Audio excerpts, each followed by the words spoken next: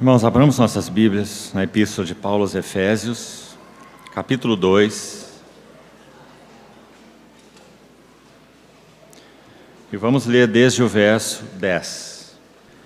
Pois somos feitura dele, criados em Cristo Jesus para boas obras, as quais Deus de antemão preparou para que andássemos nelas.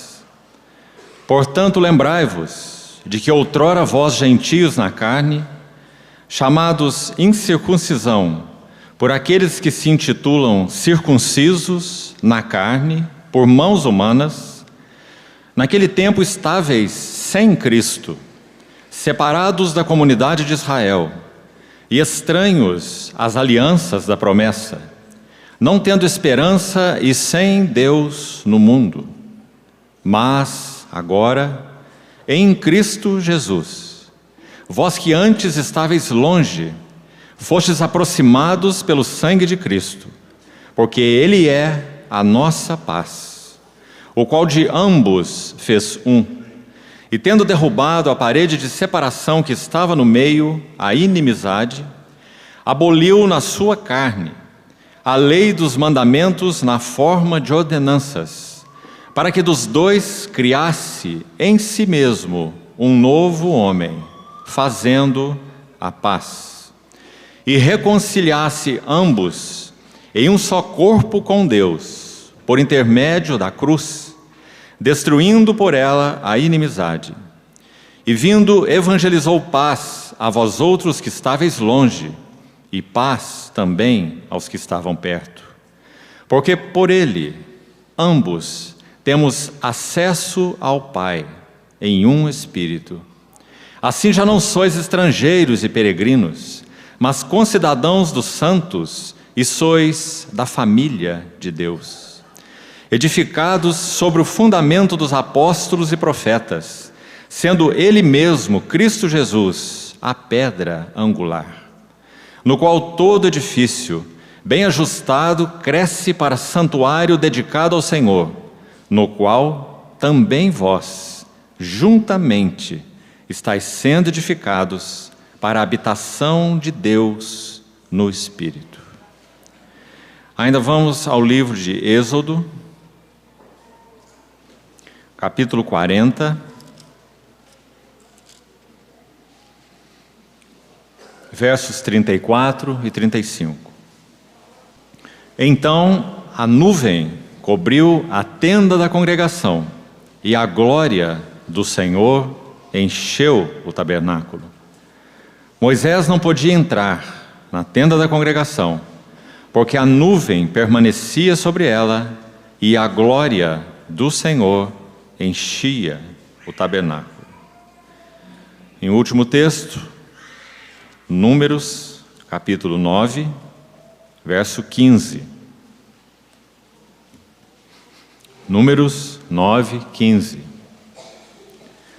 No dia em que foi erigido o tabernáculo, a nuvem cobriu o tabernáculo, a saber, a tenda do testemunho. Vamos esses dois últimos textos guardarmos as palavras glória e testemunho. Queridos irmãos, o primeiro passo que buscamos dar ontem, com a ajuda do Senhor, foi vermos que esse termo de Atos 26, 19, testemunho de Paulo diante do rei Agripa, não fui desobediente à visão celestial, sintetiza, na verdade, o que Paulo vai explicitar em algumas das suas epístolas, em particular em Efésios e em Colossenses, que são chamadas por muitos estudiosos de epístolas gêmeas, já que Colossenses tem como tema a glória do cabeça da igreja, e Efésios tem como tema principal a glória do corpo da cabeça. Então, Colossenses tem uma ênfase nas glórias de Cristo, sobrepujante, e Efésios tem uma ênfase na glória da igreja. Por isso as duas epístolas são tão complementares. Então, o que Paulo chamou de visão celestial ele busca descrevê-las, ou descrevê-la, nestas duas epístolas. Segundo aos Coríntios capítulo 12, há uma expressão do próprio Paulo, quando ele diz que, fazendo um relato de sua experiência pessoal, conheço um homem que há 14 anos no corpo, ou fora do corpo, não sei, Deus o sabe, e esse tal homem foi arrebatado ao terceiro céu e ouviu coisas inefáveis, as quais não é lícito ao homem referir. E quando ele vai tratar com os coríntios quanto ao assunto de considerarem o seu apostolado algo de qualquer valor, até mesmo por alguns deles um falso apóstolo, então Paulo entende, pela fraqueza da carne deles, que ele deveria descrever algo da sua autoridade apostólica. Então ele diz: passarei as visões e revelações do Senhor, segundo aos Coríntios 12, plural. Mas quando ele testemunha diante do rei Agripa, ele diz: não fui desobediente à visão celestial. Então nós vamos buscar hoje, com a ajuda do Senhor, entrar um pouco nessa epístola aos Efésios, para buscarmos compreender, mediante a intervenção do Espírito Santo, rasgando o véu em nossos corações, o que realmente significa, na linguagem de Paulo, a visão celestial. Um servo do Senhor do século passado disse que visão espiritual não é tudo, já que Paulo disse que ele não foi desobediente. Então, uma possível desobediência está relacionada à visão celestial. Visão celestial ou visão espiritual não é tudo, mas visão espiritual é sempre o começo e a base de tudo. Ontem nós lemos Provérbios 29, 18 e não fizemos nenhum comentário. Já o fizemos outras vezes. Aquele texto é uma versão alternativa daquele versículo, a tradução em inglês sugere a mesma coisa. Onde não há visão, o povo fica sem restrição ou sem controle. Aquela palavra para sem restrição ou para sem controle é uma palavra que fala de um desalinho, que fala de um desarranjo. Por isso as traduções sem freio, as traduções sem controle, sem governo, desalinhado, desarranjado.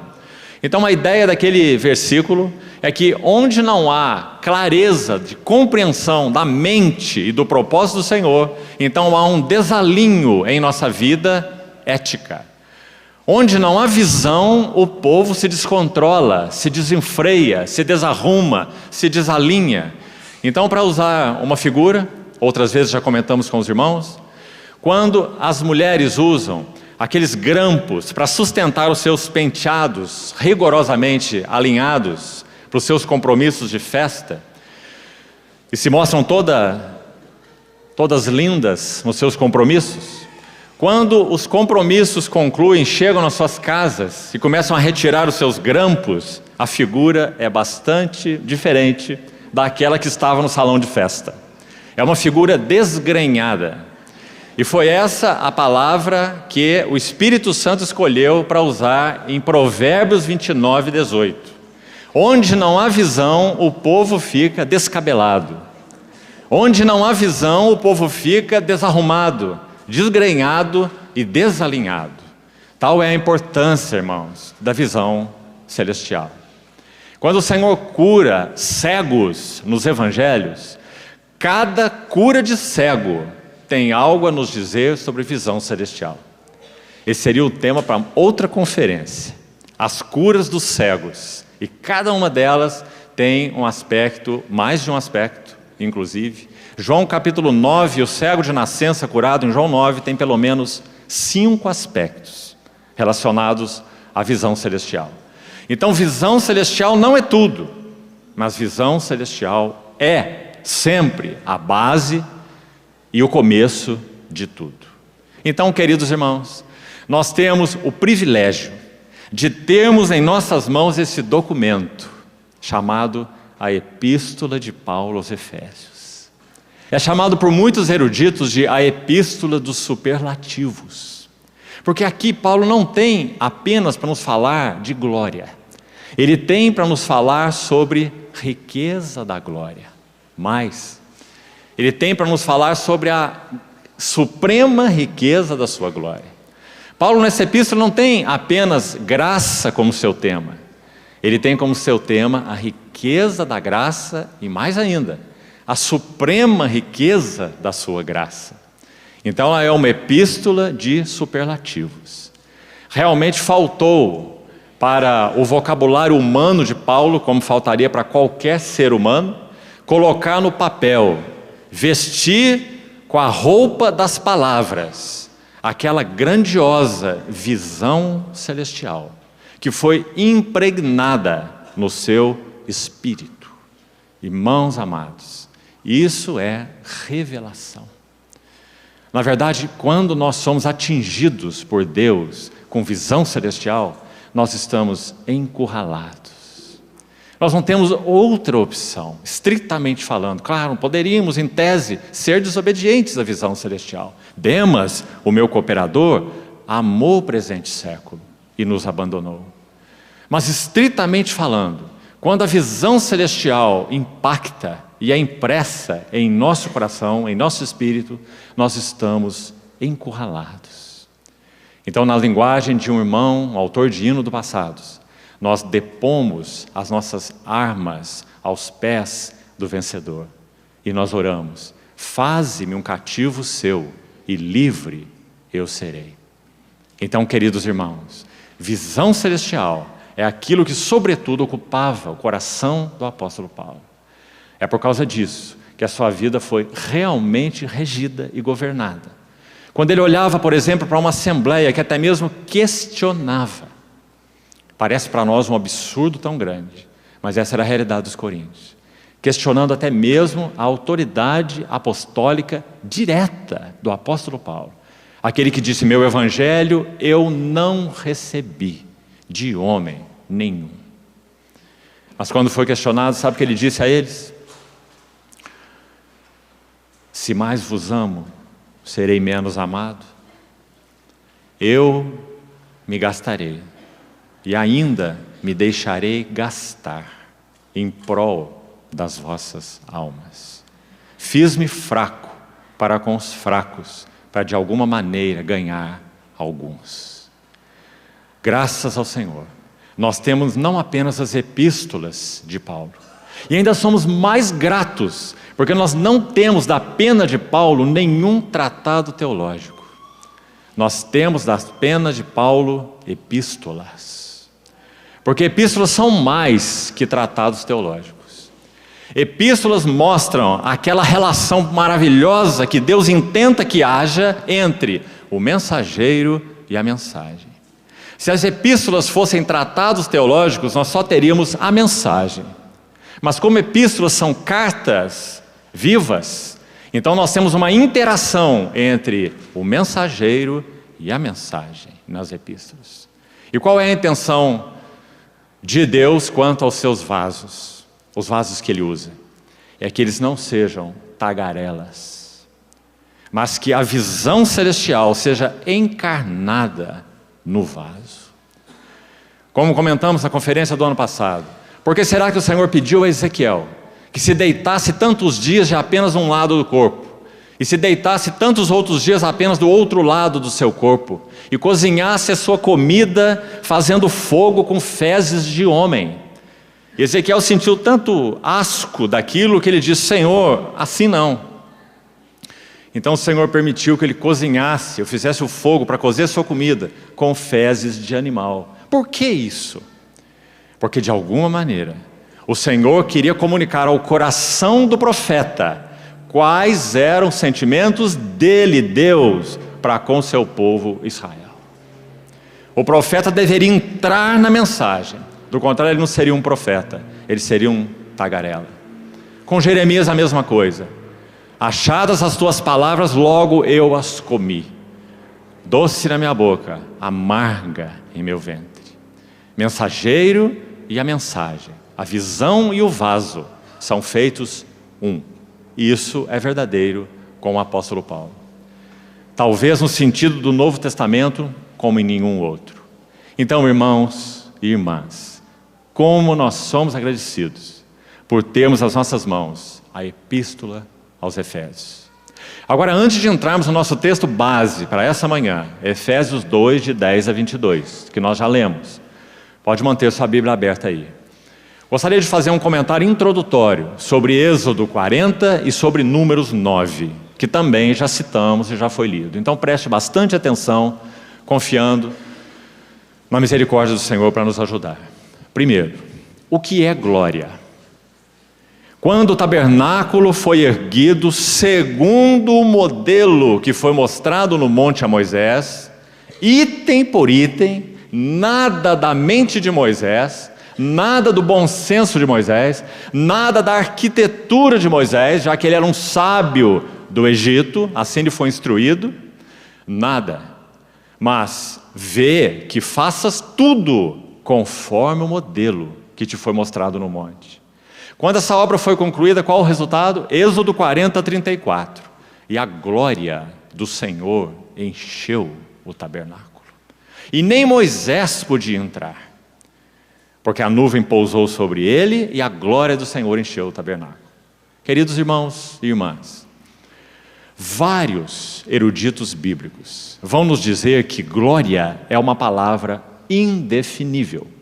Seja kabod no hebraico, seja doxa no grego. Estritamente falando, palavras indefiníveis. Sabe por quê? Porque glória fala de peso, glória fala de autoridade, glória fala de nome, glória fala de domínio, glória fala de resplendor e também fala de efulgência. Por exemplo, quando Paulo escreve aos Coríntios, segundo aos Coríntios 4, ele diz: as aflições do tempo presente, em Romanos 8 também, Romanos 8, 2 Coríntios 4, tenho por certo que as aflições do tempo presente não são para comparar com a glória por vir a ser revelada em nós, Romanos 8. E em 2 Coríntios 4 ele diz que as aflições que experimentamos nesse tempo, nós não desanimamos, porque ainda que o nosso homem exterior se corrompa, o homem interior é renovado de dia em dia, e essas tribulações produzem em nós um eterno peso de glória. Você vê? Então glória, um dos sentidos intrínsecos dessa palavra é o peso. E isso, por isso, ela está ligada a governo, a domínio, a autoridade. Quando José foi dizer aos seus irmãos, já como rei no Egito, suprema autoridade, abaixo de Faraó, José era a suprema autoridade. Ele foi dizer aos seus irmãos: digam, voltem lá e digam ao meu pai a respeito de toda a minha glória no Egito. Que glória era essa? O poder, o governo, o domínio, o nome de José no Egito. O autor de Hebreus no capítulo 1 diz que o nosso Senhor Jesus, o Filho, ele é o resplendor da glória, porque um dos sentidos de glória é resplendor. Então ali também há como que uma redundância de palavras. A palavra no grego literal ali é efulgência, resplendor da glória. Então essa palavra, como dizem os eruditos, é na verdade indefinível. Mas sabe por que ela é indefinível? Porque glória está diretamente relacionada ao que Deus é. Nós podíamos trocar o nome Deus para o nome glória. Por isso é indefinível, porque Deus é indefinível. O ser de Deus, os atributos de Deus, a soberania de Deus, a sabedoria de Deus, enfim, tudo que Deus é em si mesmo, é glória. Por isso Tiago, quando ele vai escrever sua epístola, Tiago capítulo 2, também no texto original está assim: irmãos, Tiago 2:1, não tenhais a fé em nosso Senhor Jesus Cristo, vírgula, a glória. Então os tradutores, talvez, para uma compreensão mais simples, pelo menos João Ferreira de Almeida, na edição Revista Atualizada, traduz assim: não tenhais a fé em nosso Senhor Jesus Cristo, Senhor da glória. Mas na verdade o texto é direto, ele diz: nosso Senhor Jesus Cristo, a glória. Que maravilha esse versículo, porque quem é o autor dessa epístola? É aquele que era meio-irmão do Senhor Jesus. Pense se você fosse escrever essa epístola e se você fosse o meio-irmão dele. Talvez qualquer um de nós começássemos a epístola assim, colocando nosso nome lá na frente e meio-irmão do Senhor Jesus. Quanta autoridade, não é? Mas não foi assim que Tiago começou a sua epístola. Ele disse, no capítulo 1 agora de Tiago, abrindo sua epístola, ele diz: Tiago, servo de Deus e do Senhor Jesus Cristo. Sabe qual é uma das coisas mais difíceis nessa terra? É um irmão, irmãos em carne, um irmão chamar o outro de Senhor. Impossível, não é? Tiago chama, humanamente falando, o seu meio-irmão de o Senhor, porque Tiago viu quem ele era. Agora, queridos irmãos, vamos buscar fechar essa introdução aqui. Segundo os textos que lemos em Êxodo 40 e em Números 9, o que é glória? Nós separamos ali duas palavras, glória e testemunho. Elas nos interessam muito para entrarmos em Efésios 2. Então, nesse contexto, já que glória é indefinível, porque glória é o que Deus é, no contexto que lemos, como poderíamos definir glória? Então, registre aí para você meditar diante do Senhor e pensar sobre isso. Glória é a satisfação de Deus com a sua própria natureza. Deus é glorioso porque Deus é autossatisfeito.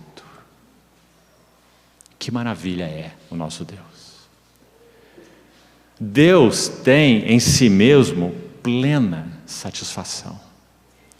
Ele é um Deus para o qual a palavra necessidade não se aplica, porque Ele é perfeito e completo em si mesmo. Provérbios 8, quando fala da sabedoria pré-encarnada, se referindo ao Filho, diz que quando Deus lançava os fundamentos da terra, então a sabedoria vai falar, ali estava eu.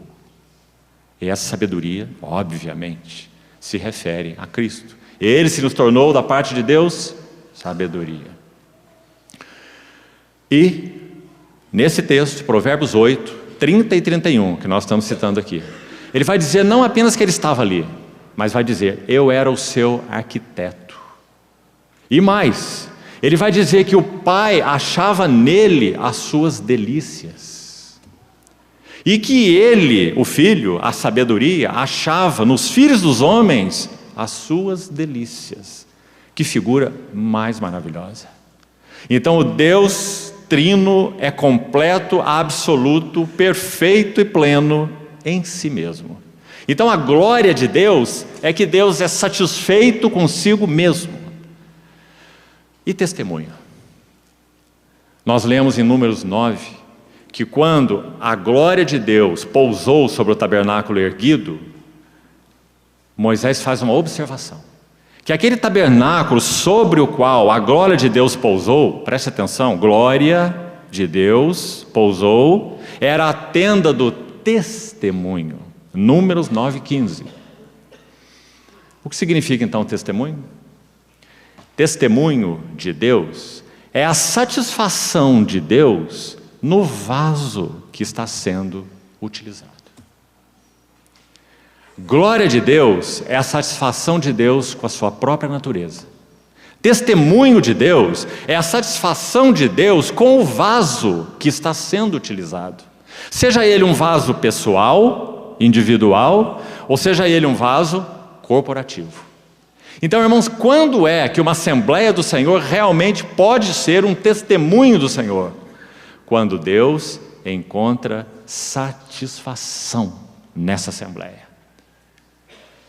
Você concorda com isso, irmão? Eu te diria que você tem que concordar. Escute o que Paulo diz em Efésios 4:30. Não entristeçais o Espírito Santo do Senhor. Entristeçais. Longe de vós toda amargura, ira, cólera, gritaria, blasfêmias e bem assim toda malícia. Antes sede uns para com os outros benignos, compassivos, perdoando-vos, etc. Como Deus em Cristo vos perdoou. Sede, pois, imitadores de Deus, como filhos amados, e andai em amor. O que Paulo está nos ensinando em Efésios 4? O caminho do testemunho do Senhor. Qual é o caminho do testemunho do Senhor? Não entristeçais o Espírito Santo do Senhor. Então, o que é testemunho de Deus? Testemunho de Deus é a satisfação de Deus com o vaso que está sendo utilizado. Deus está satisfeito? Então ali há testemunho. Deus não está satisfeito? Então ali não há testemunho. A Epístola aos Hebreus tem 13 capítulos. Sabe qual é a motivação por trás da Epístola aos Hebreus? Sim, se você estudá-la gramaticalmente, você vai ver que a palavra superior, que a palavra celestial, aparece naquele livro muitas vezes, a palavra participante, importantes palavras naquele livro, aos Hebreus. Se você for buscar uma palavra-chave para Hebreus, talvez seja perseverança. Tendes necessidade de perseverança, para que, havendo feito a vontade de Deus, alcanceis a promessa. Mas poderíamos dizer assim, a motivação por trás da Epístola aos Hebreus, qual é? Agradar a Deus. Sem fé é impossível agradar a Deus. Hebreus 11. Porque é necessário que aquele que se aproxima de Deus creia que Ele existe e que se torna galardoador, recompensador daqueles que o buscam. Quando? Quando Ele está sendo satisfeito nessa vida, nesse vaso, quer seja individual, quer seja corporativo. E também, Hebreus 12, os últimos versículos. Recebendo nós um reino inabalável, retenhamos a graça, pela qual sirvamos a Deus de modo agradável, ou de modo a agradá-lo, com reverência e santo temor, porque nosso Deus é fogo consumidor. Então qual é a motivação por trás dessa epístola? Agradar a Deus. Então, aqui encerramos essa introdução. Vamos guardar em nossos corações essas duas coisas. Glória de Deus é satisfação de Deus com sua própria natureza. Deus é glorioso porque é autossatisfeito. Testemunho de Deus é satisfação de Deus com o vaso que está sendo utilizado. Então, irmãos, há muitas implicações que nós não temos tempo aqui para entrar nelas, mas que mostram que a glória de Deus sobre nós, entre nós, passeando no meio de nós, que o testemunho de Deus através de nós, Assembleias do Senhor, não é automático. Não é questão de dizer estamos na base certa, ou estamos nisso, ou estamos naquilo. É questão de se Deus está, ou se Deus não está agradado com o vaso. Essa é a questão. Isso vai determinar se somos ou não somos parte do testemunho do Senhor. Então os dois textos são muito ilustrativos, tanto Êxodo 40 como Números 9. Mas me perdoem ceder a tentação de fazer um comentário mais sobre Números 9, antes de entrarmos em Efésios. Irmão, e Números 9 é um texto particularmente interessante. Se você seguir lendo, nós lemos Números 9, 15, siga lendo até o final. E leia, posteriormente, é claro, e leia os primeiros versículos só, 1, 2 e 3 do capítulo 10 de Números. Se você abriu sua Bíblia, vá conferindo. Olhe para isso. Em Números 9, 15, nós temos a tenda do tabernáculo com a nuvem da glória pousando sobre ele. Ou seja, aquela nuvem tem uma finalidade que está descrita aí no texto de Números 9. É dito que a nuvem iria guiar, a nuvem iria governar o povo. Uma nuvem durante o dia e a mesma nuvem, na verdade, se tornava coluna de fogo à noite. Todos nós sabemos disso. Qual a finalidade? A nuvem se abaixava acampando, a nuvem se levantava, levantando acampamento e seguindo nas 42 estações, jornadas do povo de Israel. Então, nuvem da glória, governo. Celestial, divino. Ninguém comandava aquela nuvem. Aquela nuvem era autônoma. Aquela nuvem era soberana. Porque aquela nuvem, em outras palavras, é a Shekinah. É a glória de Deus que conduzia o povo pelo deserto. Então guarde primeiro isso. Agora, Números 10, os primeiros versículos. Sabe o que você tem lá? 2 trombetas de prata. Irmãos, irmãs, a nuvem fala do governo soberano de Deus e em figura, é claro, do encabeçamento de Cristo sobre as suas assembleias. Ele é o único cabeça. Apocalipse 1, 2, 3. O varão glorioso no capítulo 1, 7 assembleias no capítulo 2 e 3. 7 assembleias encabeçadas, medidas e julgadas pelo único cabeça. Então, Números 9 e 15, governo soberano da nuvem de glória. Mas havia um correspondente, atente aqui, irmão, e medite sobre isso. Quanto isso é necessário nas Assembleias do Senhor, das quais fazemos parte. Não apenas a nuvem de glória soberana, mas 2 trombetas de prata no meio da congregação. O que elas deveriam fazer? Elas são trombetas autônomas? São? Elas só tocavam, e com toques diferentes, não vamos entrar nos detalhes, quando a nuvem se movia. Então, qual era a função desses trombeteiros? Eles deveriam estar com os olhos fixos na nuvem. Quando a nuvem soberana se movesse, os trombeteiros dariam um sinal para toda a congregação. Será que isso são coisas do Velho Testamento que pouco nos interessam? Escute bem. 1 Coríntios 14. Segui o amor e procurai com zelo os melhores dons, mas principalmente que profetizeis. O que é profetizar? Profetizar é externar a mente e o coração de Deus para as suas assembleias. Por isso Paulo orienta, se profecia, seja conforme a proporção da fé. Por isso a Assembleia de Antioquia, quando é descrita, havia naquela igreja profetas e mestres, que eram capazes de perceber a mente, a direção e a condução do Senhor e dizer à Assembleia, é por aqui que nós vamos. E dizer à Assembleia, é disto aqui que temos que nos arrepender neste momento. Temos ofendido o Senhor. Temos colocado o Espírito Santo numa camisa de força. Temos estado acomodados, seja aqui no que for. 2 trombetas de prata. 1 Coríntios 14 vai dizer, se a trombeta mesmo, 1 Coríntios 14, leia a partir do verso 20. Se a trombeta der um som incerto, quem se preparará para a batalha?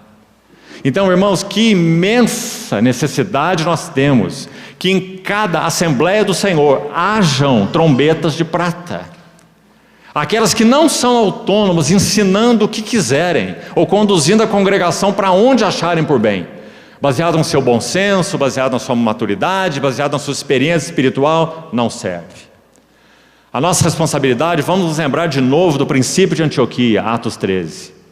Havia na igreja de Antioquia uma assembleia local, apenas uma assembleia local. Havia na igreja de Antioquia profetas e mestres. O que eles faziam?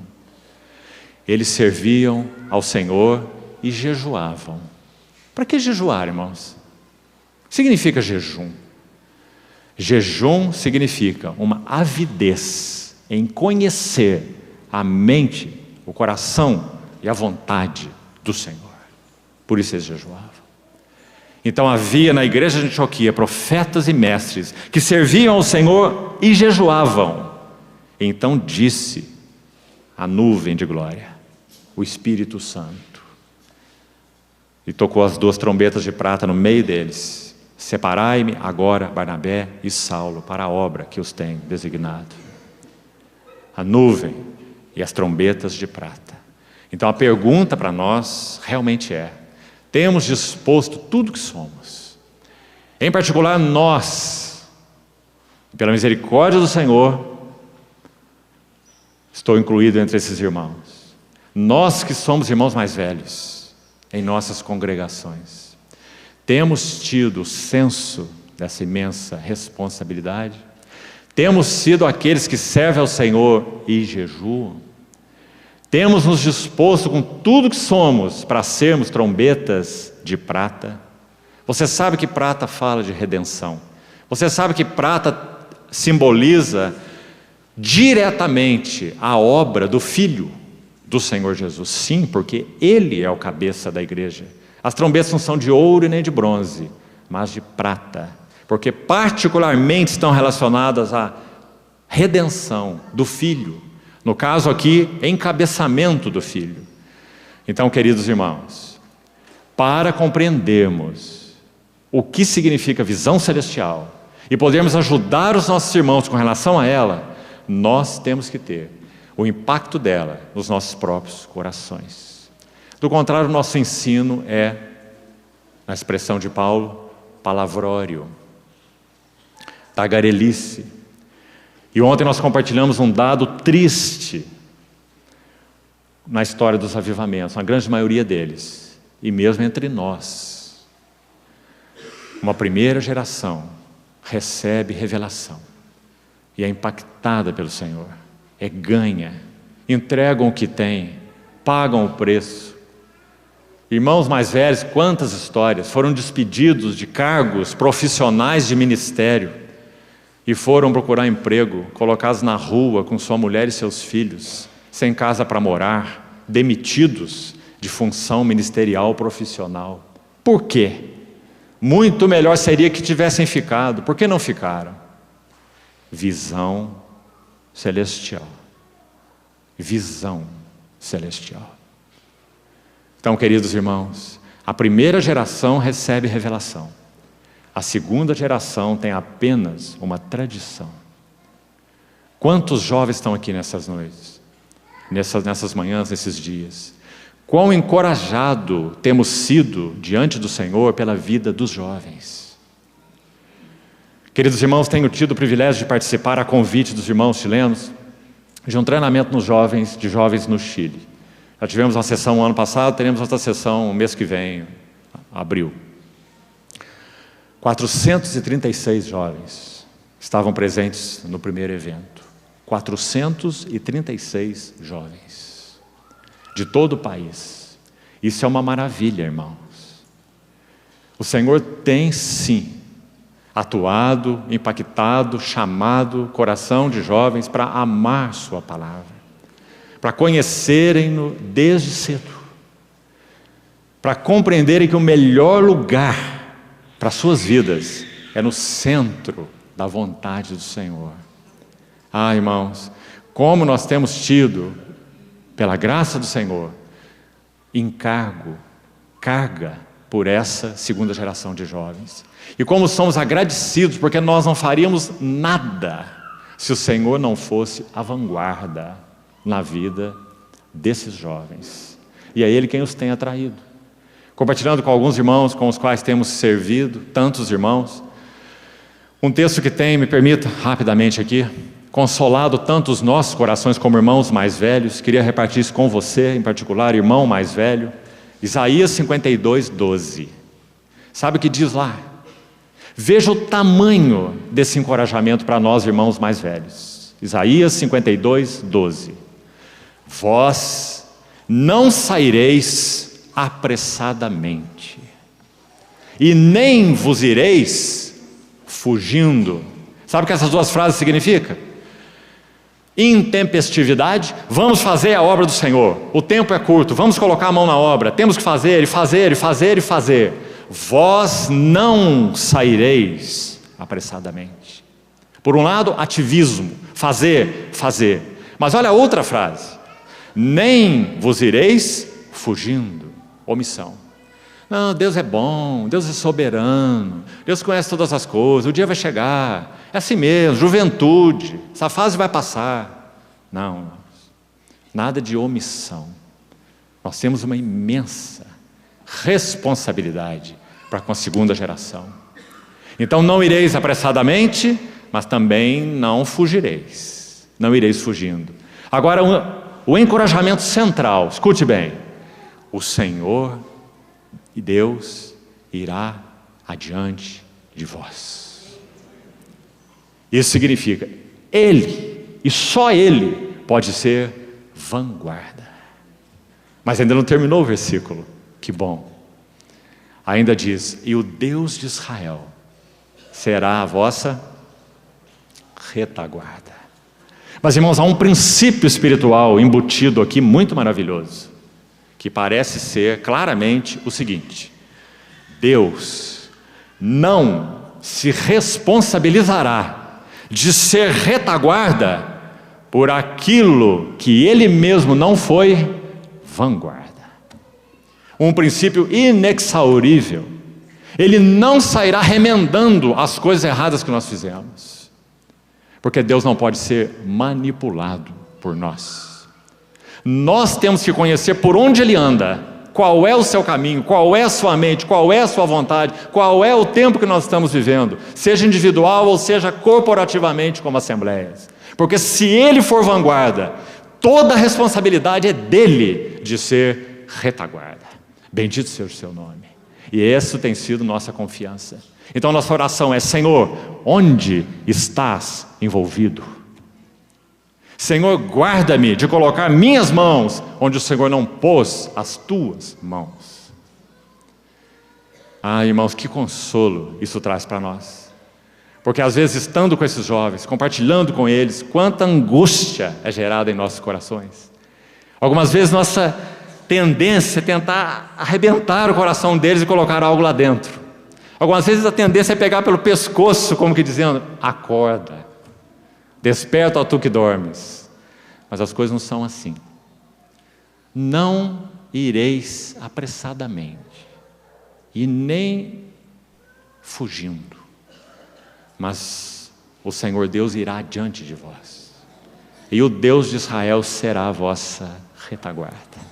Que bendita promessa, irmãos.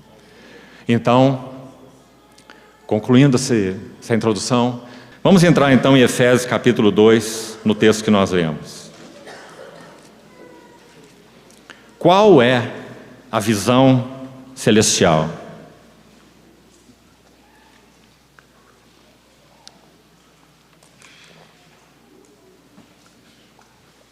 Irmão, esse assunto é tão grande que, claro, nós temos que abordá-lo por vários ângulos. E hoje, se nós fôssemos dar um tema para o que vamos compartilhar nessa manhã, talvez o melhor tema seria a Trindade satisfeita. O eterno propósito do Senhor, já que Deus é quem é, tem necessariamente que ser para a sua própria satisfação. Como já disse um irmão do passado, Deus é o único ser que tem um egocentrismo santo. Você não acha que é uma boa frase? Deus é o único ser que tem um egocentrismo santo. Quando Ele diz para as suas criaturas o adorarem, não é porque a adoração delas irá acrescentar algo a Ele, porque Deus é completo, perfeito e autossatisfeito. Quando Ele diz que todas as suas criaturas o adorem, até mesmo todos os anjos de Deus o adorem, Hebreus capítulo 1, quando Ele comanda assim das suas criaturas, Ele o faz por quê? Porque Ele sabe que a única maneira das suas criaturas serem plenamente realizadas é adorarem aquele que as formou. Então, quando Ele pede a adoração delas, é por elas, não é por Ele, porque Ele não tem necessidades. Ele é o Deus de toda glória. 1 Pedro 5. Que em Cristo vos chamou, Deus de toda graça, que em Cristo vos chamou a sua eterna glória. Eterna glória é uma glória que não pode ser aumentada e nem diminuída. Então, irmãos, por isso esse assunto da visão celestial ou do eterno propósito de Deus, ele tem que ser abordado por diversos ângulos. Nós estamos falando de algo imenso. O eterno propósito que Deus estabeleceu em Cristo Jesus. Então hoje nós vamos abordar por este ângulo. Ontem já abordamos por outro ângulo. O ângulo dessa manhã, com a ajuda do Senhor, será a Trindade satisfeita. Vamos voltar ao texto que nós lemos, Efésios capítulo 2, a partir do verso 10, até o verso 22 nós lemos. E talvez a primeira coisa que precisamos fazer aqui é localizar algumas palavras. Então quero te encorajar a marcá-las aí, se não na sua Bíblia, faça anotação delas. Vamos a essas palavras específicas e já comentamos sobre elas. A primeira palavra está em Efésios 2,18. Localize aí a palavra Pai. Essa tem que ser a primeira. Vamos colocar por ordem. Pai. Efésios 2,18. Temos acesso ao Pai. Primeira palavra. Segunda palavra. Vamos ao verso 19, a última frase. E sois da família de Deus. Então é claro, se temos o Pai, nós temos a sua família. Então está aí a segunda palavra. E aqui nós temos uma primeira correlação. É isso que vamos fazer em primeiro lugar. Pai, família de filhos. Terceira palavra, verso 20, no meio do versículo. Sendo Ele mesmo Cristo Jesus. Aqui temos então a terceira palavra, é o Filho, Cristo Jesus. Quarta palavra, está lá no verso 16, parte inicial. E reconciliasse ambos em um só corpo.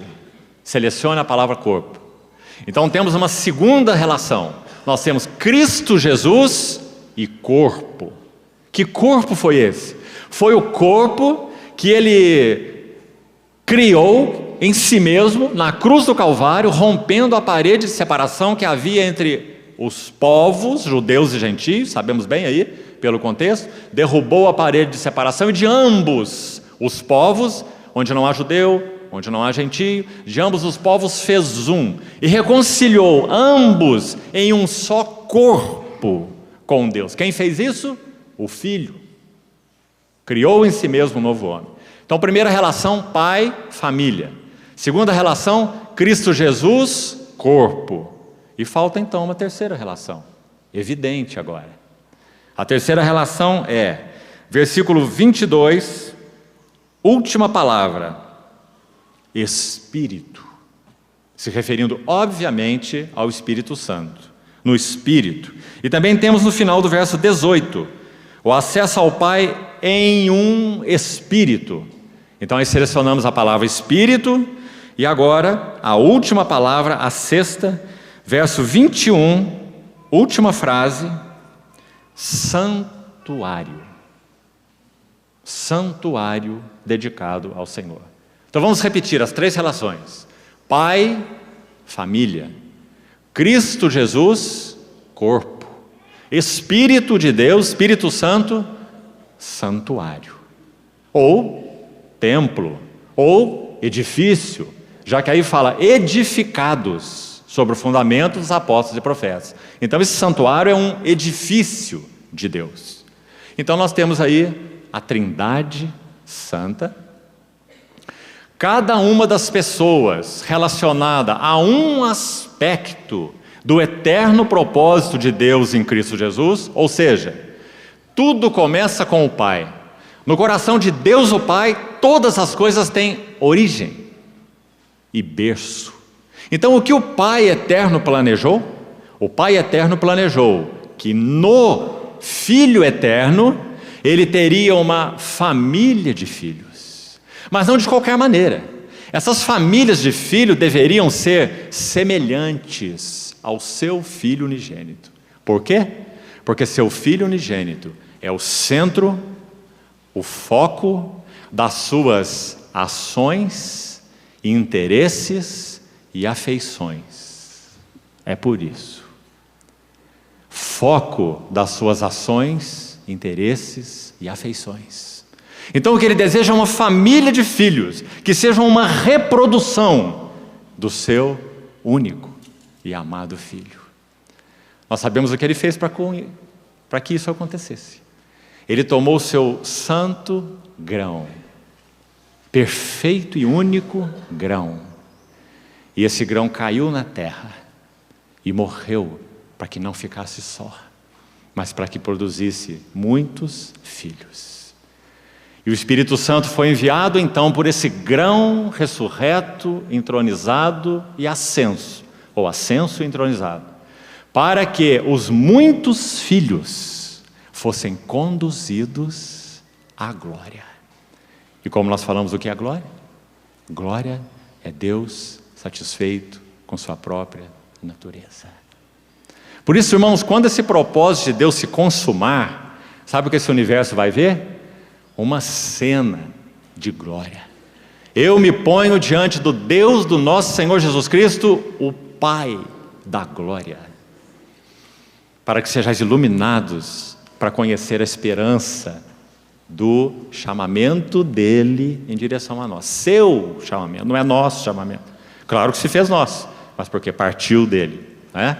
Então, pai, família de filhos semelhantes ao seu filho. E aqui nós vamos ter que seguir com isso, mas quanta clareza há nas epístolas de Paulo sobre esse assunto, não é? Meus filhinhos, família, por quem sofro dores de parto, até ser Cristo plenamente formado em vós. Todas as coisas cooperam para o bem dos que amam a Deus e são chamados para o seu propósito, porque os que de antemão conheceu, também os predestinou para serem conformes à imagem do seu Filho, para que ele seja o primogênito, ele que antes era o unigênito, agora seja o primogênito, primeiro de muitos, primogênito entre muitos irmãos.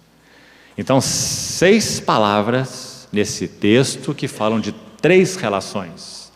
Trindade satisfeita. Vamos para a segunda relação. Cristo Jesus e o corpo. E vamos citar um pouco, só citar por enquanto, depois vamos a ela, a terceira relação. O Espírito Santo e o santuário, ou edifício. Agora preste atenção. Quando nós falamos sobre pai e família, há um servo do Senhor, autor do Novo Testamento, que é particularmente focado neste assunto. E esse servo é João, o apóstolo. O foco e a carga principal de João está ligada à família de Deus. João é um dos principais autores do Novo Testamento. Ele escreveu um evangelho, 3 epístolas e o Apocalipse, 5 livros. O foco amplo de João, podemos assim dizer, é a família de Deus. Já no seu evangelho, é ele quem registra essas palavras do Senhor Jesus. Filhinhos, por algum tempo estou convosco. Buscar-me-eis e me achareis. Onde eu estou, vós não podeis ir. Novo mandamento eu vos dou, que vos ameis uns aos outros, como eu vos amei. Filhinhos, filhinhos, essa é uma palavra característica de João. 1 João capítulo 2, verso 15 a 17. Filhinhos, eu vos escrevo, porque os vossos pecados são perdoados por causa do seu nome. Jovens eu vos escrevo, pais eu vos escrevo, família de Deus. Então, o pai, na relação com sua família de filhos, é o foco, não único, é claro. João também tem foco na união com Cristo, não vamos esquecer. Mas um dos focos primários de João é o pai e a família de filhos. João é o servo que particularmente foi usado para nos ajudar nesse assunto. Então, para que tenhamos uma ordem didática e que o Senhor nos ajude nisso, acho que seria bom, antes de entrarmos nos outros 2 elementos, o Filho, Cristo Jesus e o corpo, e o Espírito Santo e o santuário, ou o templo, vamos ficar um pouco nessa relação antes de partir para a segunda. Vamos ler um texto para nos ajudar, um texto mais extenso, vamos gastar um tempinho com ele, para nos ajudar a ver essa visão de João, o pai e a família de filhos, e o que isso significa para João, segundo a revelação que ele teve do Senhor. Vamos à sua primeira epístola. Talvez primeiro melhor é o Evangelho, capítulo 13 de João. Já citamos esse texto, mas vamos lê-lo. João 13, 34. João 13, 34. Novo mandamento vos dou. 2 pontos. Que vos ameis uns aos outros. Assim como eu vos amei, que também vos ameis uns aos outros. Nisto conhecerão todos que sois meus discípulos, se tiverdes amor uns aos outros. Irmãos queridos, é certo que nós não devemos ser irresponsáveis uns com os outros. É certo que na casa de Deus, disciplina deve ser exercida. Muita orientação nós temos sobre isso. Um pouco de fermento leveda toda a massa. Mas, queridos irmãos, nós devemos ser caracterizados para que em todas as coisas, inclusive na disciplina e na admoestação na casa do Senhor, nós sejamos caracterizados por aqueles que amam os seus irmãos. Nisto é que conhecerão todos. E essa próxima frase é um atestado de propriedade. Que sois meus. Que sois meus discípulos. Se tiverdes amor uns para com os outros. Agora vamos ilustrar isso com a epístola de João. 1 João capítulo 3. Diz assim, 3:13. Irmãos, não vos maravilheis se o mundo vos odeia. Nós sabemos que já passamos da morte para a vida porque amamos os irmãos. É o atestado comprobatório daqueles que têm vida em Cristo Jesus. Porque aquele que não ama permanece na morte. Todo aquele que odeia seu irmão é assassino. Ora, vós sabeis que todo assassino não tem a zoé, a vida eterna, permanente em si, a vida incriada, a vida de Deus. Nisto conhecemos o amor, em que Cristo deu. Deu é uma palavra que na Bíblia está atrelada ao amor sempre. Deus amou o mundo de tal maneira que deu. Nisto conhecemos o amor em que Cristo deu sua vida por nós e devemos dar nossa vida pelos irmãos. Capítulo 4 ainda, veja o verso 7. Com muita atenção, vamos ler esse texto.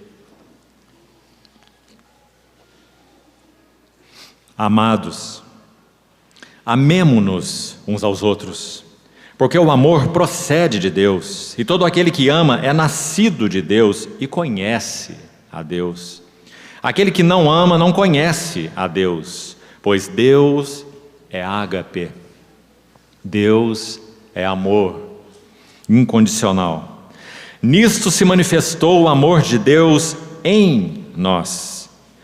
Aqui não é por nós, note aí, é em nós. Porque é em haver Deus enviado seu Filho unigênito ao mundo para vivermos por meio dele. Por isso é em nós. Sua vida foi dada a nós para ser nossa vida. Nisto conhecemos o amor, não em que nós tenhamos amado a Deus, mas em que Ele nos amou e enviou o seu Filho como propiciação. Como nosso irmão já comentou aqui a noite passada, essa é uma palavra ligada ao santuário e ao sacrifício, propiciação, pelos nossos pecados. Amados, se Deus de tal maneira nos amou, devemos nós também amar uns aos outros, dívida que nunca será adequadamente paga. Amar os nossos irmãos. Tendo amado os seus que estavam no mundo, amou-os até ao fim.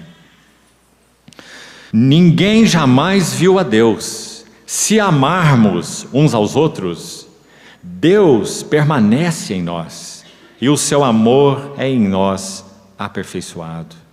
Nisto conhecemos que permanecemos nele e ele em nós, em que nos deu do seu Espírito. E nós temos visto e testemunhado que o Pai enviou seu Filho como Salvador do mundo. Aquele que confessar que Jesus é o Filho de Deus, Deus permanece nele e ele em Deus. E nós conhecemos e cremos o amor que Deus nos tem. Deus é amor. E aquele que permanece no amor, permanece em Deus e Deus nele. Nisto é em nós aperfeiçoado o amor, para que no dia do juízo tenhamos confiança, pois segundo Ele é, também nós somos neste mundo. Ah, que frase maravilhosa! No amor não existe medo, e medo aqui, particularmente nesse contexto, está ligado a medo do juízo. No amor não existe medo, antes o perfeito amor lança fora o medo.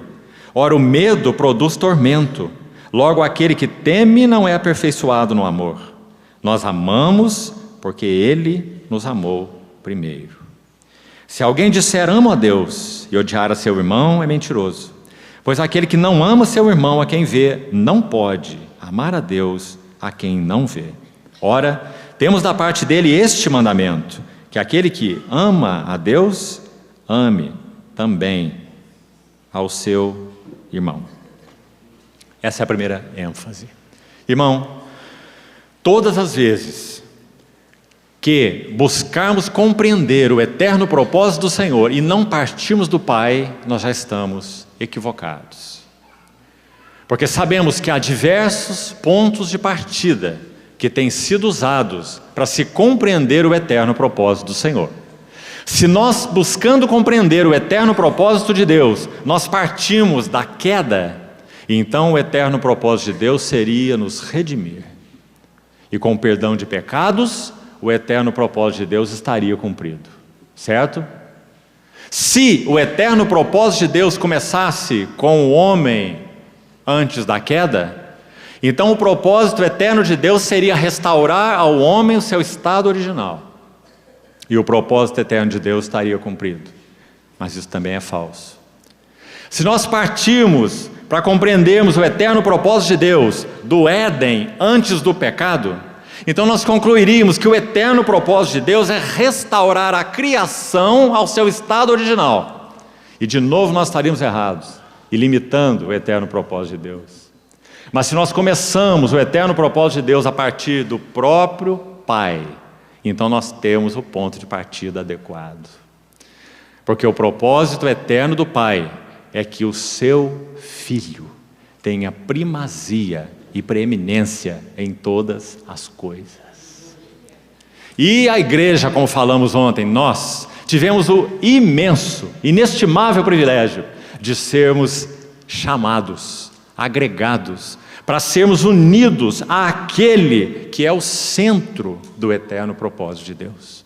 Para que em todas as coisas, inclusive na igreja e através da igreja, Ele tenha preeminência e primazia. Então, querido irmão, tome todos os cuidados quanto à sua visão com relação ao eterno propósito de Deus. Não comece com a queda. Não comece com o homem antes do pecado. Não comece com a restauração da criação na sua beleza. Tudo isso ocorrerá. Cristo já tratou com o pecado, Cristo já tratou com o homem, Cristo já tratou com a queda da criação. E na sua revelação tudo isso se mostrará em ordem, beleza e harmonia. Mas o eterno propósito de Deus não se cumpre nestas coisas em si mesmas. Porque o eterno propósito de Deus é que seu Filho ocupe a eterna cena de glória.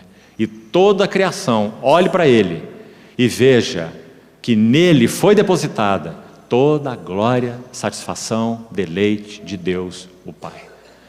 Se nós não tivermos olhos abertos para isso, nós teremos visão menor do eterno propósito de Deus.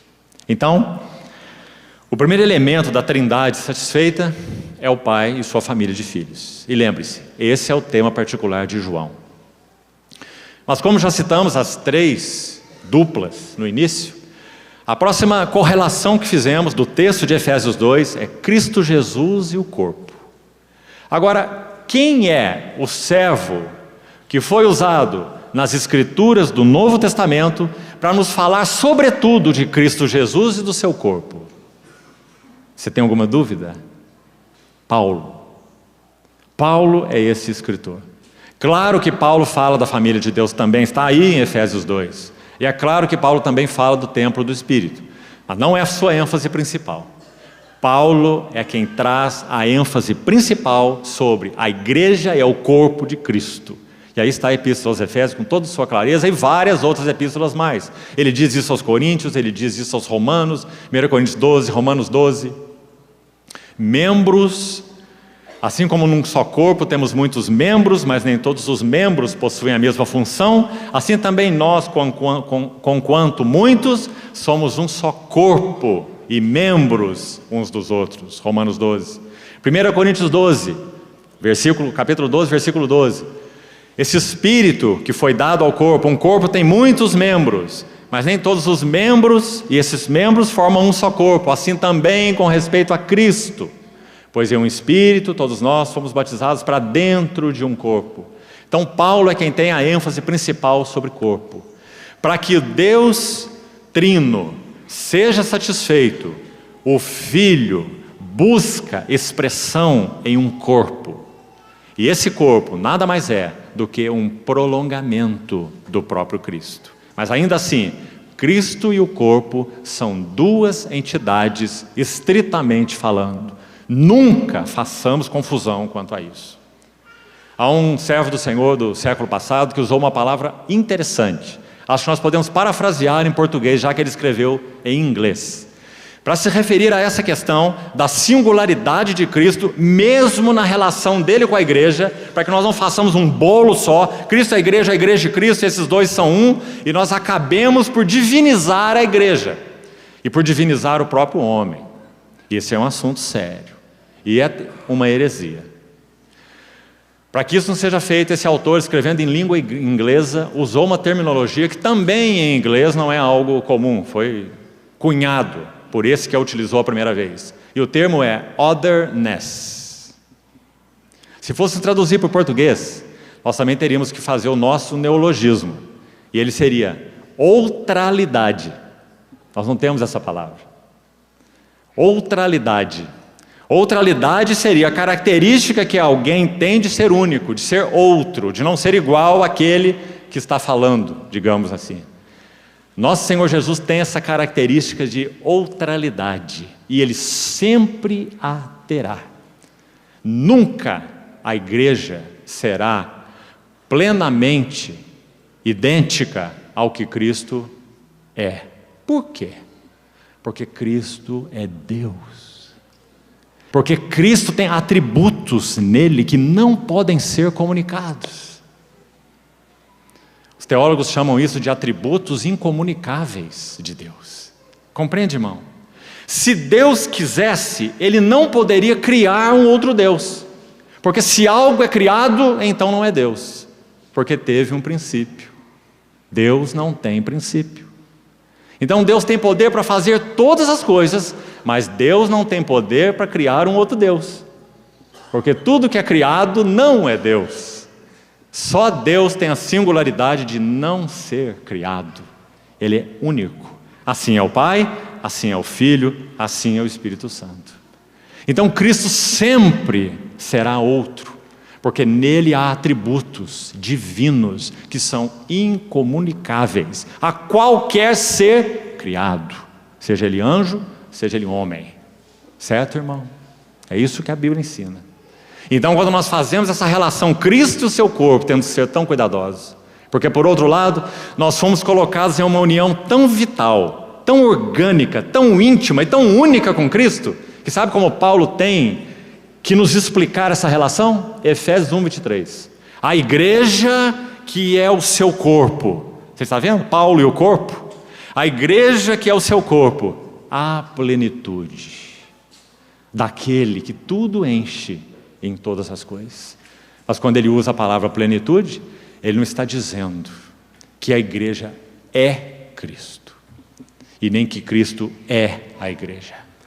Porque essa outralidade sempre será verdadeira com relação a Cristo. Sabe que isso é maravilhoso? Como nosso irmão nos lembrou ontem à noite, nós entraremos por toda uma eternidade, sem fim, contemplando, conhecendo e adorando o nosso inesgotável Cristo, em quem todos os tesouros da sabedoria, do conhecimento estão ocultos. Eu não sei, irmãos, quando nós vamos, acho que sim, ficando mais velhos, isso se torna uma boa notícia para nós. Talvez para os jovens não seja tanto. Mas sabe o que é uma boa notícia para mim? É que nos céus não vai haver monotonia. Porque quanto mais nós vivemos, eu não sou tão velho assim, tem alguns aqui que estão ganhando. Uma das boas notícias para nós mais velhos é que na eternidade não haverá monotonia. Porque na medida que nós vamos vivendo a vida, as coisas vão se tornando tão corriqueiras. Manhãs, tardes e noites. Um jovem rendeu seu coração ao Senhor aos 17 anos. E ele contou sua experiência assim. Eu fazia universidade já na época, e ele disse. E estudando doidamente. E eu não fazia mais nada senão estudar. E quando eu ia para a minha cama, eu tinha uma luminária daquela que parece um grande grampo que prende na cabeceira da cama. Elas são antigas também, a luminária que prende assim na cabeceira. E ele disse que ia para sua cama, depois de estudar, todas as noites, apagava aquela luz e dormia. E no outro dia era exatamente a mesma coisa. Ele passava o seu dia, ele estudava, ele ia para sua cama, ele apertava a luminária e dormia. E no outro dia a mesma coisa. Então um dia ele apertou essa luminária e então o Espírito do Senhor falou ao seu coração. É para isso que você vive? É para isso que você vive? E com essas palavras, o Espírito Santo despertou o espírito daquele jovem para a vida em Cristo Jesus. 17 anos de idade, ele já pôde experimentar algo da monotonia. E nós, que já passamos dos 50, dos 60, dos 70, viver cansa, irmãos. A boa notícia do céu é que não haverá monotonia. Não haverá nem pranto, nem luto, nem dor. Essa palavra dor também mexe conosco.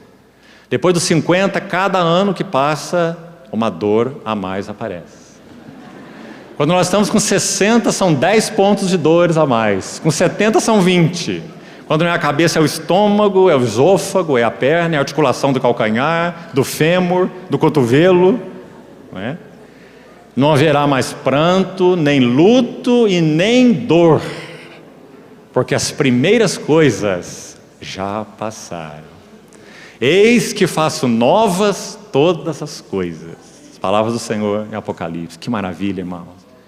Então, nós fomos chamados para conhecer nosso Senhor Jesus Cristo. E mais que isso, quando Ele nos chamou para conhecê-lo, Ele não nos chamou para sermos, nesse sentido, alunos na sua escola. Compreende? Um mestre pode dar aula para os seus alunos 10 anos. Os alunos completam o curso, vão para um lado e o mestre vai para o outro. Nada do mestre foi impresso nos alunos, só a matéria que ele ensinou. Mas na escola de Cristo não é assim. Na escola de Cristo, o mestre se dá através das suas palavras. As minhas palavras são espírito e são vida. Bendito seja o Senhor. Então, para conhecê-lo, o que Ele fez conosco? Ele não pôs numa escola, não nos pôs numa escola nesse sentido, mas Ele nos uniu organicamente com Ele. Então, que palavras que Paulo vai usar para expressar isso? Ele tem que dizer, a igreja é o seu corpo, a plenitude daquele que tudo enche em todas as coisas. Não é maravilhoso, irmão? Então, quem sobretudo vai focar em Cristo Jesus e seu corpo, é Paulo. Nós temos ainda uma última relação para abordarmos daqui a pouco. Nós estamos ainda dentro do nosso tempo. Então nós vamos ler uma ilustração, pelo menos, sobre Cristo Jesus e o seu corpo, na linguagem daquele que, sobretudo, faz essa ênfase, Paulo. Então vamos abrir em 1 Coríntios 12. Vamos ler a partir do verso 12.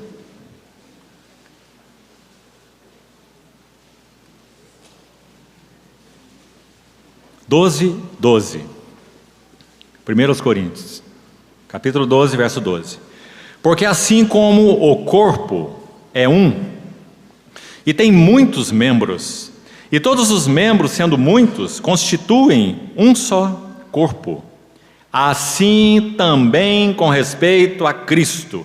Irmãos, nunca iremos nos cansar de falar um pouco da beleza desse versículo, Coríntios 12, 12.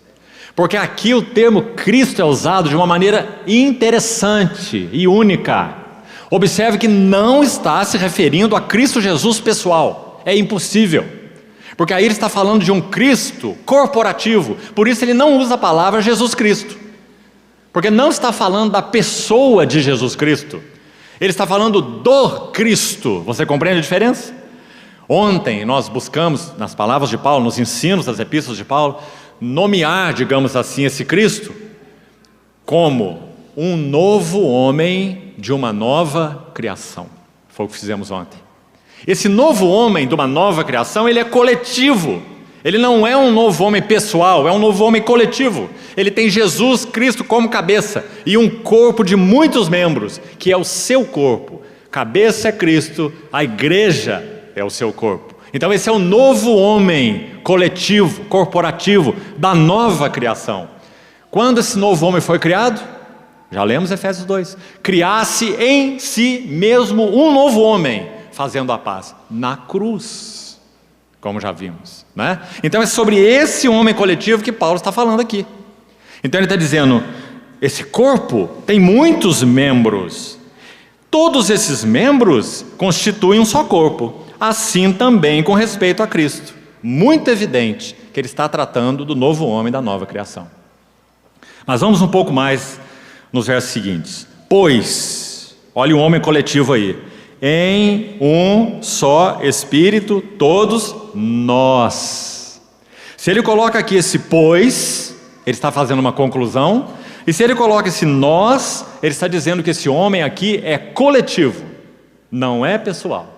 Não é Jesus Cristo pessoal. É um homem coletivo. Novo homem da nova criação. Nós fomos batizados em um corpo, quer judeus, quer gregos, quer escravos, quer livres, e a todos nós foi dado beber de um só Espírito. Verso 14, até o verso 25, para ganharmos tempo, não temos muito mais, eu queria selecionar algumas sessões com os irmãos, 4 sessões. Busque meditar por você mesmo, não vamos ter tempo de entrar nos detalhes, que vão nos ajudar muito na visão de Paulo sobre o corpo, ou nessa relação Cristo e o corpo. 4 aplicações muito específicas para nós, nessa relação Cristo e seu corpo. Então, vá olhando para a sua Bíblia aí, por favor. Verso 15 e 16. Homem coletivo, então, Cristo Jesus corporativo, Cristo corporativo. Se disser o pé, porque não sou mão, não sou do corpo, nem por isso deixa de ser do corpo. Se o ouvido disser, porque não sou olho, não sou do corpo, nem por isso deixa de ser do corpo. 2 versículos. A ênfase de Paulo aí é que nós, sendo muitos, somos um só corpo em Cristo, muitos membros, nem todos têm a mesma função, versos 15 e 16. Por isso a primeira tarefa, a primeira necessidade que Paulo menciona para nós como membros desse corpo é que nós devemos assumir as nossas próprias responsabilidades no corpo. E não perguntar ao Senhor por que ao invés de me fazer ouvido, Ele não me fez olho. Então os versos 15 e 16 são muito claros.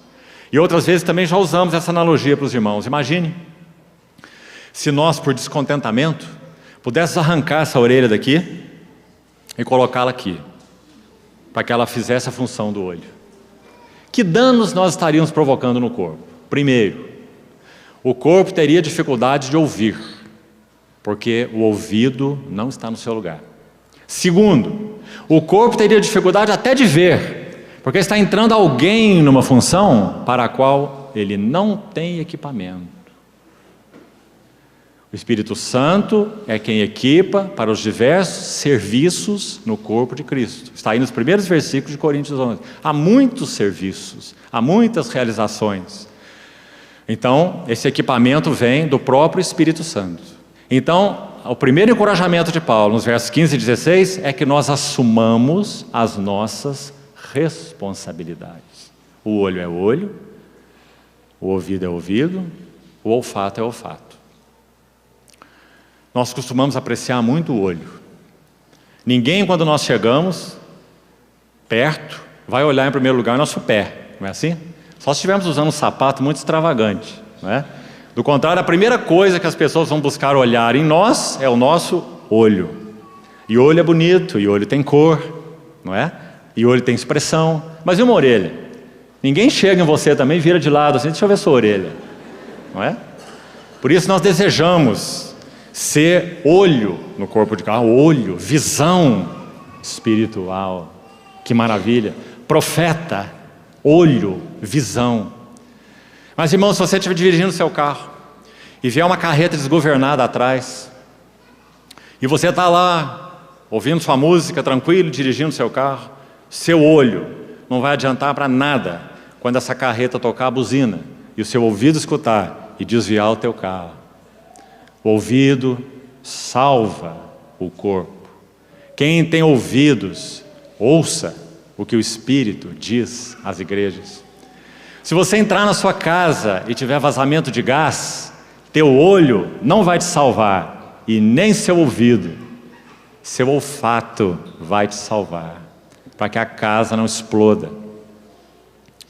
Cada membro no corpo tem uma função. E o Espírito Santo concedeu o equipamento necessário. Equipamento oftálmico, equipamento auditivo, equipamento de olfato. Assumamos as nossas responsabilidades. Irmãos, é triste vermos no corpo de Cristo como pode haver disputas de funções. Que o Senhor guarde nossos corações e nós busquemos diante dele, na medida que a vida cresce, onde o Senhor está nos designando no corpo de Cristo. Então essa é a primeira coisa, assumindo responsabilidades. Olha o verso 17 e 18 agora, rapidamente. Se todo o corpo fosse olho, onde estaria o ouvido? Se todo ele fosse ouvido, onde estaria o olfato? Mas Deus dispôs. Deus é quem dispôs os membros, colocando cada um deles no corpo como lhe aprouve. Se nós falarmos para o Senhor, sua obra não tem alça, para usar a linguagem do profeta, isso é ofensivo ao Senhor. Porque alguns vasos têm alça, outros vasos não têm alça. Verso 17 e 18. Aceitar limitações. Se nós não somos ouvidos, nós não somos ouvidos. Deus dispôs os membros conforme lhe aprouve. Aceitar limitações. É tão importante para nós, irmão. Se o outro irmão tem feito maravilhosamente uma função que não é a nossa, o que nós temos que dizer é: Senhor, muito obrigado, porque o Senhor dispôs os membros no corpo como te aprouve. E nós temos sido enriquecidos e temos sido abençoados pelos nossos irmãos e pelas nossas irmãs. Terceiro elemento nesse contexto, versos 21 e 22. Não podem os olhos dizer à mão, não precisamos de ti, nem ainda a cabeça aos pés, não preciso de vós. Pelo contrário, os membros do corpo que parecem ser mais fracos são necessários. Como poderíamos chamar isso aqui? Apreciando a função de outros. Não apenas assumindo responsabilidades, não apenas aceitando limitações, mas apreciando a função de outros. E por último, olha o verso 24 e 25. Mas os nossos membros nobres não têm necessidade disso. Contudo, Deus coordenou o corpo, concedendo muito mais honra àquilo que menos tinha, para que não haja divisão no corpo. Pelo contrário, cooperem os membros com igual cuidado em favor uns dos outros. Então, a ênfase aqui é preservando a unidade do Espírito no vínculo da paz. Essa é uma outra tarefa, para que não haja divisão no corpo. E acho que está muito claro em que contexto Paulo pôs essa palavra divisão aí, não está? Disputas aí, brigas, ciúmes, seja lá o que for, em termos das funções. Não sou olho, não sou ouvido, queria ser olho, queria ser olfato, e etc. Então diz, para que não haja divisão no corpo, antes cooperem os membros com igual cuidado em favor uns dos outros. E deixem-me fazer uma referência aqui interessante, irmão. Divisão. Sabe qual é a palavra usada aqui para divisão? Ela vem da ortopedia. É um termo médico. Paulo está usando um termo que fala de desconjuntura de ossos. Ele usa outra vez esse termo nessa carta, lá no capítulo 1. Eu fui informado pelos da casa de Cloé que há divisões entre vós. Lembra-se? Esse termo se refere a deslocar juntas. Irmão, essa dor é tão horrível, ela é tão penosa para o corpo, ela é tão agonizante, que certa vez uma irmã teve uma experiência interessante. Ela caiu no seu banheiro e ela deslocou completamente a junta do punho. E ela gritava tanto, que depois que o assunto foi selecionado, no dia seguinte, sabe o que ela falou? Ela chamou o seu marido e disse assim: bem, nós temos que explicar para a nossa vizinhança que você não estava me batendo, porque eu acho que todos pensaram assim.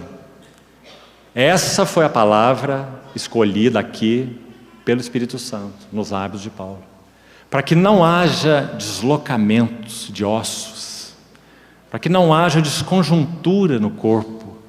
Antes cooperem os membros com igual cuidado em favor uns dos outros. Mas, irmãos, nosso coração natural é mestre das divisões. Mestre das divisões. Quando falamos ontem, nós nos dividimos até pregando unidade. Pregar unidade é um bom caminho para a divisão, porque é uma unidade nos meus moldes. É uma unidade dessa ou daquela maneira, é uma unidade com esse ou com aquele ministério, é uma unidade com essa ou com aquele corpo de doutrina. Se você não traz com você esse corpo de doutrina, eu não te considero, porque o meu escopo doutrinário é melhor que o teu, compreende? É uma divisão em nome de unidade. Que o Senhor nos ajude, irmãos, preservando a unidade. E agora, nos 10 minutos que temos para o meio-dia, vamos falar um pouquinho rapidamente sobre a última ênfase. O Espírito e o santuário, ou edifício. Parece que já está muito claro que quem tem essa ênfase é Pedro. É Pedro quem vai escrever assim na sua epístola, 1 Pedro 2:4. Chegando-vos para ele, a pedra que vive, rejeitada pelos homens, mas para com Deus eleita e preciosa. Aí no verso 5 de 1 Pedro 2, ele vai dizer: também vós mesmos. Ele é a pedra viva, também vós mesmos como pedras que vivem. Não é interessante? João fala filho e muitos filhos. Pedro fala pedra e muitas pedras. Viu a diferença de ênfase? Então, é Pedro quem traz, sobretudo, a ênfase sobre o santuário de Deus, ou a casa espiritual de Deus. Então ele vai dizer: também vós mesmos, como pedras que vivem, sois edificados, uma casa espiritual. 1 Pedro 2:5. Para serdes um sacerdócio santo. Olha a visão do santuário aí. Para oferecerdes sacrifícios espirituais, agradáveis a Deus por meio de Jesus Cristo. Então, o discipulado que o Senhor Jesus realizou sobre a vida de Pedro é um modelo no que concerne a maneira do Senhor de edificar seu santuário espiritual para que ele receba adoração e serviço. Sabe qual foi a maneira que o Senhor trabalhou Pedro como uma pedra viva? Ele tomou Pedro do 10, Pedro o 10, Pedro nota 10, e reduziu Pedro a nota 0. Esse é o discipulado na escola de Cristo. O que significa Pedro nota 0? Significa que tudo aquilo no que ele confiava foi reduzido a cinzas. Irmãos, todos nós temos muita escória dentro de nós. Nosso irmão ontem à noite nos lembrava aquela frase de Charles McIntosh: o coração do homem é como um inferno em miniatura, que só pode ser exposto diante da graça de Deus. Temos muito lixo dentro de nós. Mentalidades autocentradas, busca de glória pessoal, autointeresse. O Senhor tomou Pedro nota 10 e reduziu Pedro a nota 0. O discipulado de Pedro seria um assunto para estudarmos delicadamente. Uma única menção que vamos fazer para concluirmos. Pedro disse ao Senhor, que o Senhor, em outras palavras, que o Senhor poderia ter falhado na escolha de todos os outros 11, mas a dele foi absolutamente correta. Porque contigo e por ti eu irei até a morte. Darás a tua vida por mim, Pedro? Antes mesmo que o galo cante, tu me negarás 3 vezes. A primeira experiência chocante de Pedro com a majestade do Senhor foi terrível para o seu coração, mas não foi suficiente. Quando ele estava, Lucas capítulo 5, naquela que é a chamada pesca maravilhosa, ele lança aquela rede à direita do barco, e o barco quase indo a pique, e enfim Pedro chega na praia e prostra-se, e diz assim: Senhor, retira-te de mim, porque eu sou um pecador. Que duplicidade de coração havia ali. Havia ainda muito de confiança em si mesmo em Pedro. Mas por outro lado, ele havia já tido um primeiro relance do quanto ele confiava nos seus próprios recursos. Também ele já tinha tido um relance da majestade do seu Senhor. Então Pedro está ali numa dualidade imensa.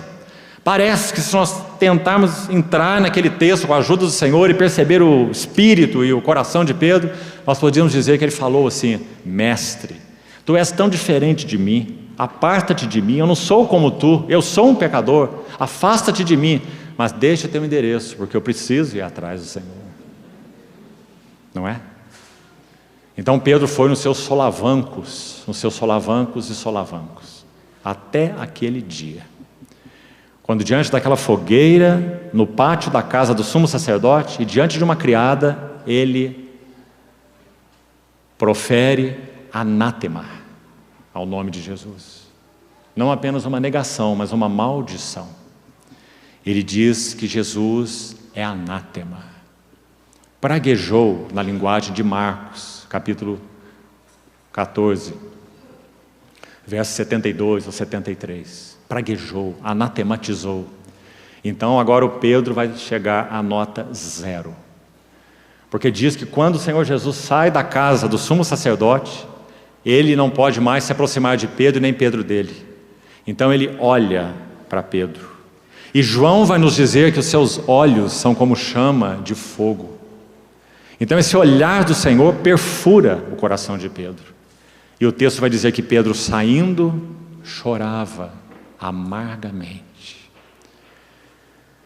E como sabemos, ele não tem mais nada a fazer agora, senão voltar para o seu ofício original. João 21. Eu vou pescar. Acabou. Eu proferi anátema para o meu Senhor. Não há mais caminho para mim. Então em João 21, vou pescar.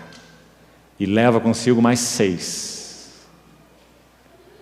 Quando eles estavam pescando, o homem da praia: Filhos, tendes aí alguma coisa que comer? E eles dizem: nada. Porque estavam fora dos propósitos do Senhor. Então quando Pedro ouve essa palavra, estava desnudo, cobre-se rapidamente e lança-se no mar. Que interessante. E ele vai nadando à frente daquele barco que não estava a mais de 90 metros da praia. Pedro vai à frente e chega na praia. E pela única vez em todas as narrativas da história do Senhor com Pedro, Pedro não abre a sua boca. Aquela boca muito apressada. E por que ele não abre a sua boca? Porque ele vê na praia um braseiro. João só usa a palavra braseiro no seu evangelho 2 vezes. O primeiro braseiro é aquele diante do qual ele negou o Senhor, diante daquela criada. O braseiro no pátio da casa do sumo sacerdote. Nosso Senhor monta um braseiro na praia, para que a memória de Pedro volte atrás. Então quando Pedro chega na praia e vê o braseiro, ele se cala, porque a sua negação vem à sua consciência. Pedro não tem nada a dizer. Pedro agora sabe que não pode confiar no seu amor pelo Senhor. Ele tem que confiar no amor do Senhor por ele. Então, nosso Senhor diz algo espantoso, irmãos. Ele diz assim: trazei alguns dos peixes que acabaste de apanhar. Uma frase espantosa, já que é dito que naquele braseiro do Senhor havia peixes. E havia também pão. Como será que o Senhor pescou esse peixe? Eu não sei como você imagina. Eu imagino que foi com um assovio. Ele assoviou, o cardume veio na praia e ele pegou um peixe, quantos ele precisava, e colocou no seu braseiro para preparar a refeição para 7 desesperados que foram pescar, e um deles negou o Senhor. E quando Pedro viu aquele braseiro com peixes e pães, e se calou, então o Senhor disse: trazei alguns dos peixes que acabaste de apanhar. E quem vai puxar a rede? Pedro. Então Pedro vai e puxa uma rede com 153 grandes peixes. Era forte esse Pedro.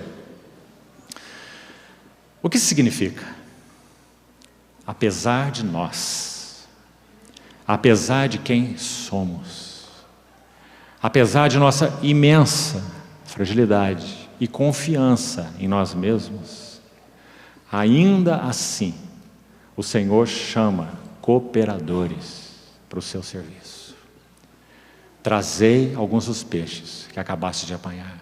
Eu lhes dei, mas trazei-me. Então aquela cena começa. Pedro se assenta calado e o Senhor vai falar sobre amor. E Pedro está todo destruído. Ele diz: Senhor, tu sabes, Senhor, tu sabes, Senhor, tu sabes.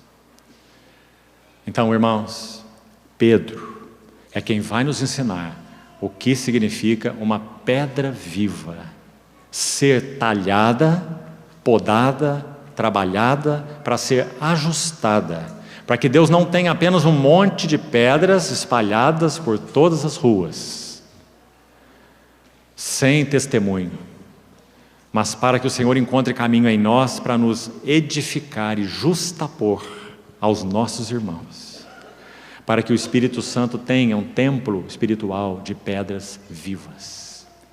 Quando Jeremias lamenta no seu livro de 5 capítulos a respeito da ruína de Jerusalém, uma das suas lamentações é que as pedras do santuário estão espalhadas por todas as ruas. Um nome aqui, outro nome lá, uma outra placa lá, um outro contexto aqui, uma outra coisa ali.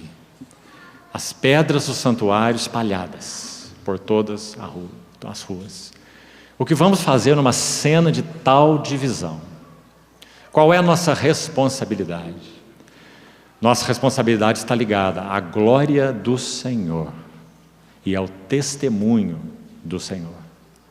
Então, irmãos, para que a Trindade seja satisfeita, o Pai requer a sua família de filhos semelhante ao seu Filho. O Filho requer um corpo de muitos membros para a sua expressão. E o Espírito Santo requer um santuário de pedras vivas para oferecerem sacrifícios espirituais agradáveis a Deus por meio de Jesus Cristo. Senhor, continue falando aos nossos corações. Vamos orar.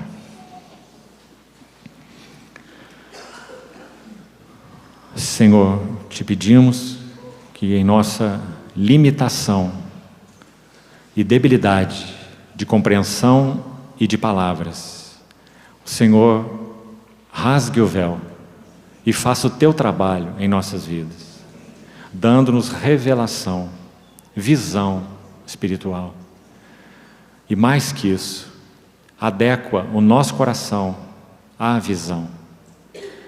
Te pedimos, Senhor, que sim, o Senhor exponha, continue a expor as escórias dos nossos corações, o lixo que há em nós, para que teu ser, caráter, mente, realmente possam ser formados em nós. Não nos poupe, Senhor. Não retire tua mão disciplinadora de nossas vidas. Adequa-nos para que o Senhor tenha Betânias. Confiamos a Ti, Tua Palavra e nossas vidas, seguros. Obrigado, Senhor, por Tua fidelidade, apesar de nós. Em Teu precioso nome, oramos. Amém.